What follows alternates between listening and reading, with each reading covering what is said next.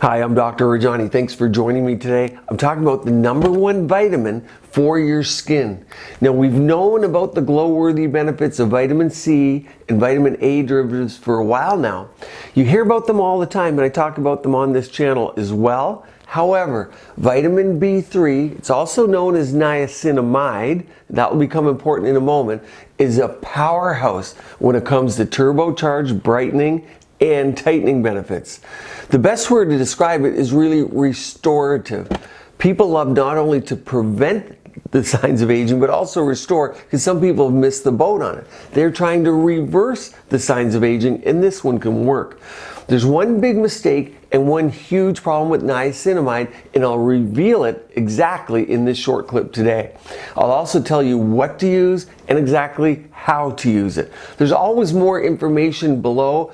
In the video section, more info that's outlined below the video. You can find links to what I talk about, how to purchase them, and more educational links if you want to do more research. Remember to like and subscribe if you like these types of videos to help save you time, money in your beauty and healthy skin endeavors. Now, why does it get overlooked all the time? Why is it that vitamin C and vitamin A, even hyaluronic acid, they get all of the press? It's because niacinamide is tucked away into the formulations. It plays well with other ingredients, so it's in there, but many people don't know about it. What does it do? Well, it can ease the effects and the irritation of retinols. Really important, because not everyone can take retinols and they get irritation. It's a skin brightener. Nicotinamide works alone, but also it can brighten as a primary ingredient. It's often found with kojic acid, hydroquinone, and arbutin, which can work all synergistically on the pigment pathway to best help create whitening and brightening, but also help with discoloration from the sun.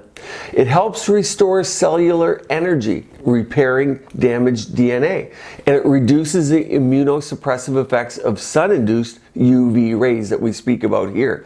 It essentially fights the external stressors that can ultimately lead to deterioration and breakdown of our skin and premature signs of aging, like the discoloration and the wrinkles so many people look to tighten. It also, as a side note, reduces acne, so you'll see it in those formulations.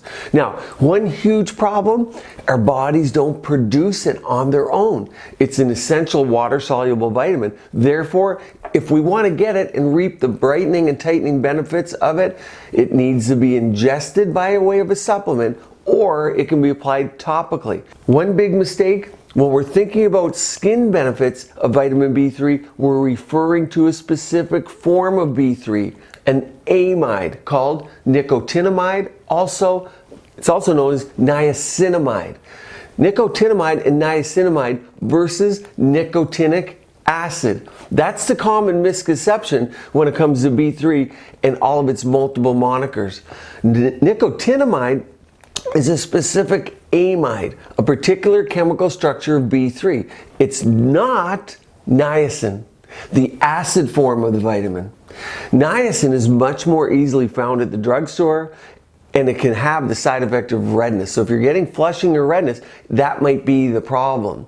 Make sure to scan your ingredient list and don't assume that despite the lack of the amide, it's still the same ingredient. It's not. You want to see the AMID at the end. Second mistake, it can be found in sunscreen. So it's not bad to have it in there, but sunscreen sits on the surface. It doesn't typically go deep. It's often a barrier, especially if people aren't using the chemical sunscreens, but actually the barrier form. It's not going to be absorbed. So it can be in there, but if you think you're getting enough through your sunscreen to make your skin glowing, tightening, to help with acne, you're mistaken. So that's another common one. Now, how often can you use it? Everyone wants to use more of something that's good.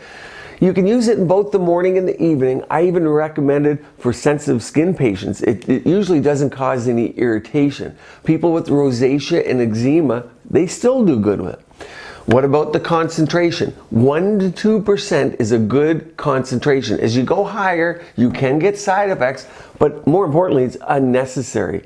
It works well with and plays well with just about everything in the skincare world. And that's why it's tucked into the ingredient list.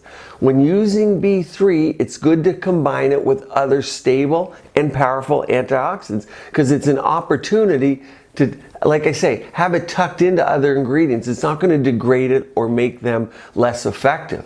So tocopherol or the vitamin E's, retinol, I have it in my advanced firming cream, and I have it with alpha lipoic acid or ALA. They work really good together. I also have hyaluronic acid in there. Niacinamide, one of my favorite ingredients. I put a complete playlist up here of skincare routines for home, ingredients, and products. The more info section below has the links. Stay tuned here. Keep your skin and body beautiful, healthy, and vibrant.